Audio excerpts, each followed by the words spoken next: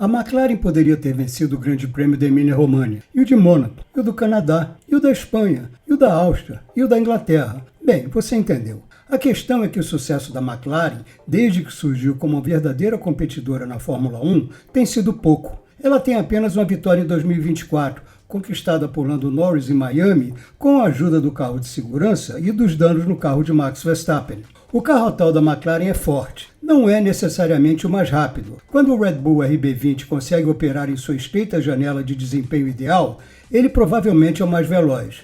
Mas em termos gerais, pode-se dizer que a McLaren tem o melhor carro. No entanto, a equipe e seus pilotos têm recebido críticas crescentes por desperdiçar vitórias possíveis. Então é justo dizer que a McLaren está desperdiçando o melhor carro da Fórmula 1? Bem, para chegar a uma conclusão, vamos analisar as corridas que acreditamos que a equipe desperdiçou. Norris perseguiu Max Verstappen no GP da Emília-Romanha em Imola.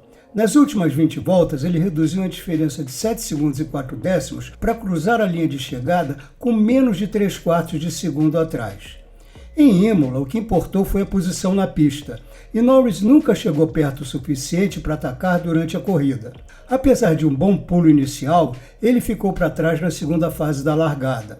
Com Verstappen sofrendo com os pneus dianteiros duros e a McLaren sem esse problema, Norris era mais rápido, mas sentiu que precisava de mais 1 ou 2 voltas para fazer a ultrapassagem. As coisas poderiam ter sido diferentes se o Qualify tivesse ocorrido de outra forma. Piastri fez o segundo tempo, mas perdeu 3 posições no grid por obstruir Kevin Magnussen, enquanto Norris foi terceiro. Como Verstappen ganhou meio décimo com o vácuo de Nico Hülkenberg, o Qualify poderia facilmente ter outro resultado. A McLaren poderia ter vencido em Imola, mas não foi uma corrida desperdiçada. Veredito: dava para vencer, não foi um desperdício. Embora a Ferrari tenha dominado o fim de semana em Mônaco, os McLaren estavam bem nessa disputa de 4 carros pela liderança. Piastri terminou em segundo atrás de Charles Leclerc, mas não é realista esperar que ele ultrapassasse o piloto da Ferrari. A bandeira vermelha no início também eliminou qualquer oportunidade estratégica dele fazer isso. No entanto, o tentador mais C estava presente no Qualify. Lá, a volta ideal de Piastri, composta pela combinação de seus 3 melhores setores, foi 7 centésimos de segundo mais rápida do que o tempo da pole position de Leclerc. Isso mostra que Piastri poderia ter feito a pole position. Ele tinha equipamento para isso. Se a McLaren tivesse começado na frente, teria permanecido lá. Veredito: é preciso aperfeiçoar o Qualify. O Qualify foi ultra apertado, com Norris em terceiro, mas apenas 21 milésimos de segundo atrás de George Russell, o que sugere que a pole era possível, especialmente com o ritmo prodigioso da McLaren no setor intermediário. No entanto, isso se mostrou irrelevante. Com o primeiro stint fortíssimo, Norris tomou a liderança de Russell na 21ª volta. Quando o carro de segurança foi acionado pelo acidente de Logan Sargent na 25ª volta, a vantagem de Norris sobre Verstappen, que também havia passado por Russell, era de mais de 7 segundos. Mas a direção de prova demorou a acionar o carro de segurança, enquanto Sargent tentava, sem sucesso, religar o carro. Quando ele foi chamado, Norris estava a cerca de 300 metros da entrada dos boxes. Ele ficou fora. Foi pego pelo carro de segurança enquanto os perseguidores, que haviam parado, estavam dirigindo no tempo mais rápido do carro de segurança. Quando ele saiu dos boxes, uma volta mais tarde, era o terceiro, atrás de Verstappen e Russell. Em retrospecto, Stella admitiu que Norris deveria ter sido orientado para entrar nos boxes se o carro de segurança fosse acionado. Embora ele estivesse a cerca de 300 metros da entrada dos boxes, Norris poderia facilmente ter entrado quando o carro de segurança foi acionado. Assim, ele manteria a liderança. Em vez disso, a McLaren não fez a chamada condicional devido às variáveis em jogo. Embora nas condições secas que prevaleceram no stint final da corrida o McLaren não fosse tão rápido, se Norris tivesse feito aquela parada e mantido a liderança, teria todas as chances de ter vencido. Veredito: chamada errada custou provável vitória. Depois de conquistar sua primeira pole position da temporada, Norris estava perfeitamente preparado para vencer na Espanha, mas a corrida mudou na largada. Apesar de Norris empurrar Verstappen sem cerimônia para a grama, o Red Bull passou à frente. Norris também teve que tirar o pé do acelerador na entrada da curva 1 para evitar ser espremido entre Verstappen e Russell, que passou os dois para fora e tomou a liderança. A McLaren foi surpreendida quando seus rivais pararam cedo em uma pista de alta degradação e seguiu seu plano, ficando na pista por mais tempo. Mas como Stella disse, o tempo perdido no início custou caro. No entanto, Norris conseguiu voltar a atacar Verstappen no stint final, apesar de perder 1 segundo em uma última parada ligeiramente lenta. Ambos estavam com pneus macios, mas não houve tempo para Norris atacar e ele terminou pouco mais de 2 segundos atrás. Após a corrida, Norris estava se recriminando pela má largada que ele sentiu que lhe custou a vitória. Mas no final das contas, a McLaren sentiu que o ritmo de corrida em relação ao Red Bull era muito semelhante. Veredito: dava para vencer, mas não é tão claro.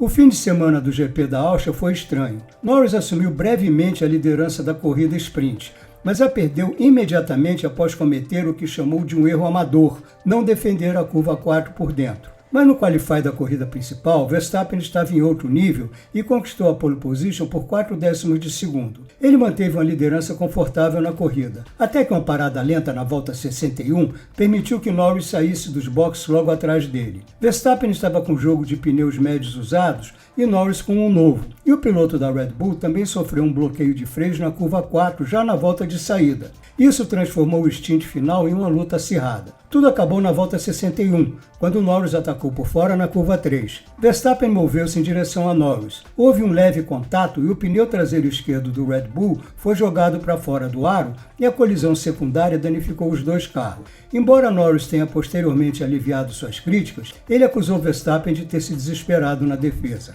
Se Norris tivesse conseguido uma ultrapassagem limpa, ele certamente teria vencido na pista. O fato de não ter conseguido se deve a uma combinação da obstinação de Verstappen e a necessidade de mais ataques estratégicos por parte de Norris. Mas ele também tinha uma punição de 5 segundos por várias infrações de limite de pista. Talvez essa tenha sido uma vitória perdida por causa desses dois aspectos. Veredito: uma oportunidade perdida para Norris. Tanto Norris quanto Piastri poderiam ter vencido o GP da Inglaterra. Um deles certamente deveria ter vencido. O fato de não terem vencido é o exemplo mais óbvio de que a McLaren desperdiçou uma vitória, provavelmente até uma dobradinha. O primeiro erro estratégico veio na hora de trocar os pneus slick pelos intermediários, no final do primeiro stint. Norris e Piastri estavam em primeiro e segundo lugares após passarem os dois pilotos da Mercedes quando a chuva começou. Mas quando Norris parou, no final da volta 27, Piastri ficou fora. Quando ele entrou nos boxes, no final da volta 28, Norris já estava logo atrás dele. E embora Piastri tenha chamado essa estratégia de decisão conjunta, foi a McLaren que disse para ele ficar fora. Ele também disse que o duplo pit stop teria sido a melhor decisão, mas francamente já estava óbvio na ocasião, como a Mercedes provou ao fazer exatamente isso na mesmíssima volta. O tempo perdido eliminou Piastri da disputa e ele terminou em quarto. Então, tudo ficou nas mãos de Norris. Ele controlou o stint intermediário, mas a McLaren permitiu que tanto Lewis Hamilton quanto Verstappen parassem antes dele e ganhassem uma volta de vantagem. Isso por si só era recuperável, mas a decisão de colocar pneus macios usados no carro de Norris foi desconcertante. Ele era o único piloto na batalha pela liderança que ainda dispunha de um jogo novo dos melhores pneus, os médios. Se ele tivesse usado esse jogo de médios, teria todas as chances de tentar passar Hamilton após cair para o segundo lugar, em vez de ser ultrapassado por Verstappen, que estava com pneus duros, e terminar apenas em terceiro. Veredito: erros estratégicos custaram a vitória.